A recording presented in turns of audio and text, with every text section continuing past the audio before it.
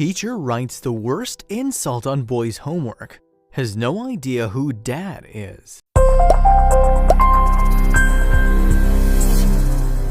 A crushed boy walked with his head bowed towards his house from his school. He didn't want his parents to see the tears in his eyes, but they could see that the 7-year-old had been crying and pleaded with him to tell them what had happened. The child reluctantly got a piece of paper out from his school bag. He handed it to his parents, and it would hold all the answers they were looking for. Camden Pyland was always just a normal kid. He never strived to get amazing grades, but he would stay out of trouble nonetheless. He wasn't hyperactive, and he didn't spend all his time watching TV and playing video games. His parents were caught off guard when he came home devastated. They read the note he had given them, and his father stirred with a frown. As he kept reading the test paper, his face became more flushed with anger.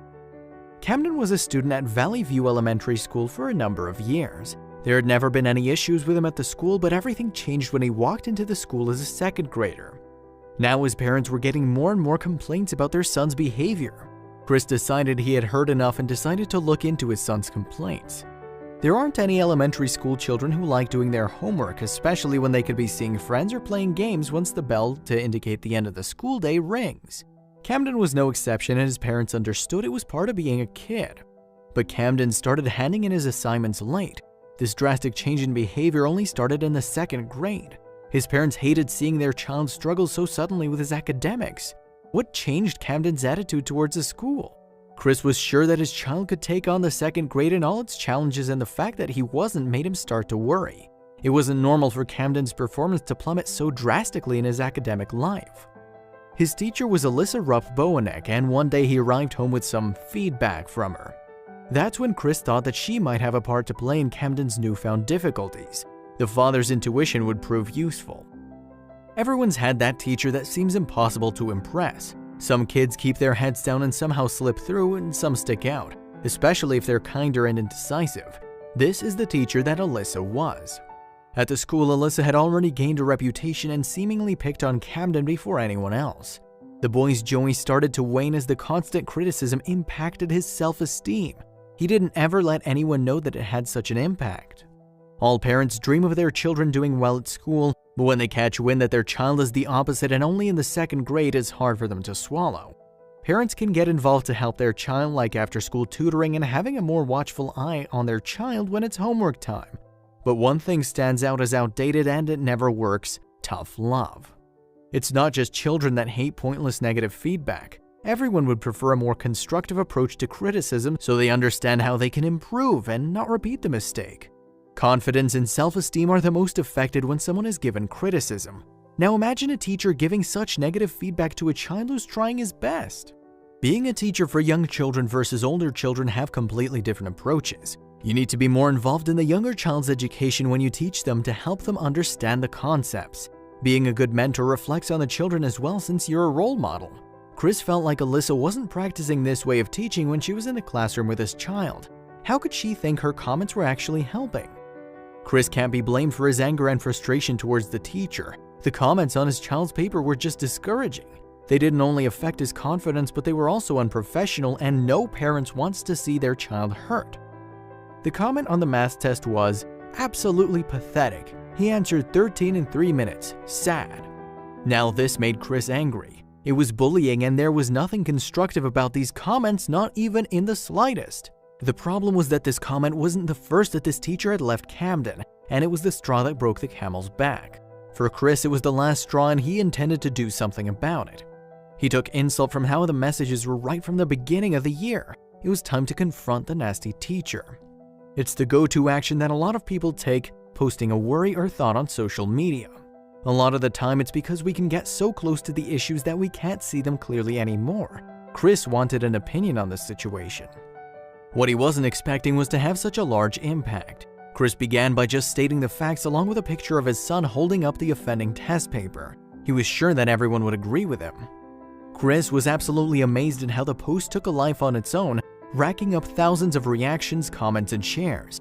It seemed that a lot of people felt really passionately about what happens in the classroom, how children should be treated, and what skills a teacher should have. He felt significantly better that his gut instinct was right and that he hadn't been overreacting at all.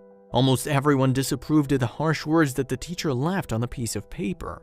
Now, teaching is not known for being an easy job. It's far more challenging than standing in front of a class and talking. Every child learns differently, and it's the responsibility of the teacher to find out how each child learns so that they can succeed in school and later on in life too. Leaving harsh comments seemed to Chris like this teacher wasn't teaching his son how to learn, she was taking the easy way out and putting the blame on his son. No one likes to work in a negative environment. Take yourself for instance. If your boss was constantly on your case no matter how hard you worked, you'd be very soon losing your passion for your job and quitting. But Camden still had so many fundamental things to learn, new abilities, skills, and tasks to take with him in the future. Quitting wasn't an option. This teacher had to understand that learning is most effective when it's carried out in a creative yet inspiring way.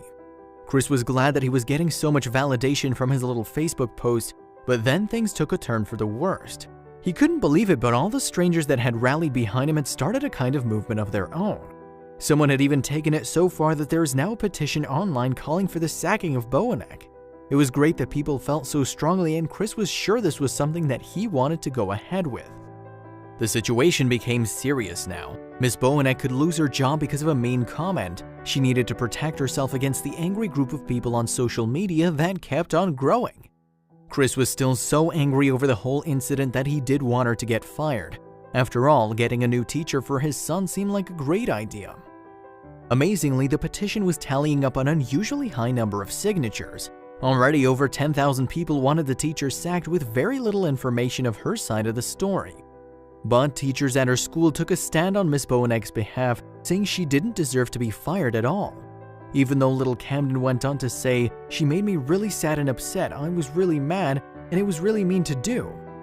You don't write that on anybody's paper, let alone a little 7-year-old second grader's paper.